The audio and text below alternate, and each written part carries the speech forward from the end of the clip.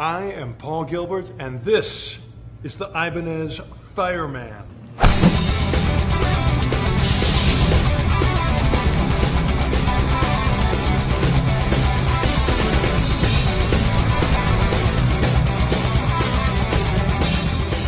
The idea for the Fireman is, of course, it's basically an upside-down Iceman, and this is what an Iceman looks like.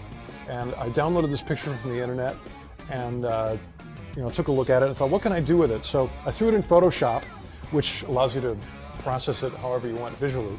And I just sort of cut out the wood and made like just an outline of it, and had it in a layer, so I could put anything, where the green is, I could put anything I wanted to. This was the next thing. I actually flipped it upside down, so it went from that to this. So I carved one out with digitally with Photoshop, and then I thought, well, now what should it look like now? So I think I ended up flipping the headstock over, and I superimposed some wood in there, and I started messing around with pick guards and pickups. This is like my first attempt. So I actually angled only one of the pickups, and you can see I ended up with all three of them being angled, and I also ended up with a more stylish pick guard. So this finally, at the end, was what I sent to the Ibanez custom shop. And I mean, man, what a stunning job they did. I mean, this is like identical, although this sounds much better. This won't make much tone.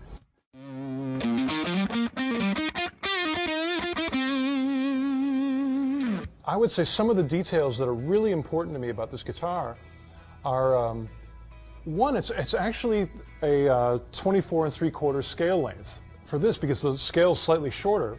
The tension gets looser, and you can use thicker strings. And with those thicker strings, in this case I'm using 10s, I've got 10 to 46, you just get a lot, the picking actually becomes easier because the string doesn't flop around as much. So if I'm trying to do some fast picking,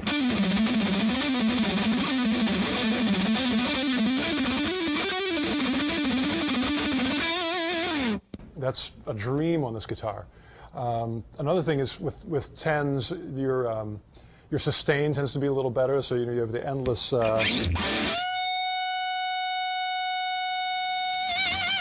You can go and have a bite and still be hearing that one, as Nigel says. It's also got higher and skinnier frets than I've used in the past, which, to me, the higher the frets are off the fretboard, the more you can get your finger in there to bend. And because I don't use a whammy bar, it's really important to me to make the guitar easy for bending and vibrato.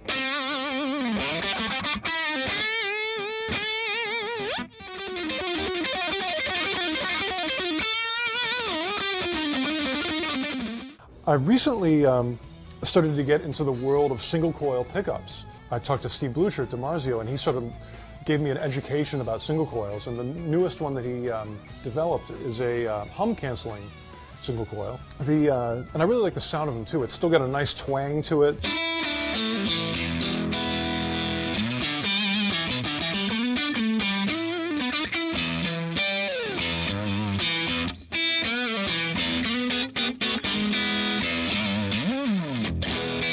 But then, if I crank it up a little bit and put a distortion pedal on,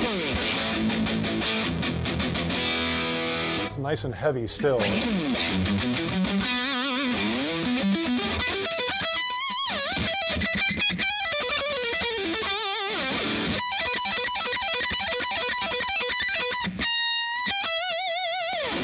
I also like these pickups because, although they have a nice glassiness and clarity to them, they're not harsh.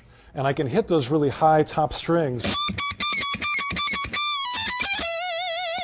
And it's friendly, and it's not taking your head off with ugly treble. It's a really nice hi-fi treble. Each pickup really does have its own character. And that one's kind of creamy. Of course, I've got a tone knob too, so if I really want to get it creamy,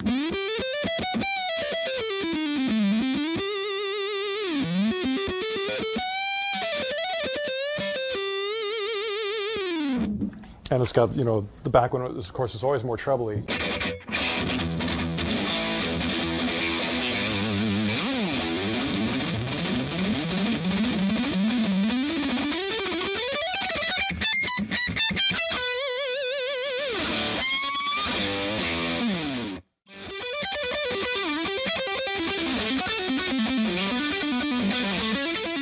sonically, this guitar is just amazing. I mean, it's a combination, of course, of the pickups, the you know, all the wood, the shape, a little bit of my fingers.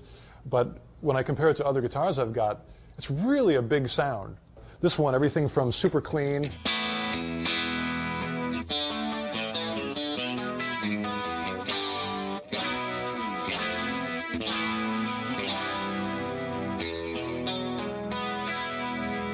You know, super nice crystal clear, or you know, I can get really gnarly stuff out of it. You know.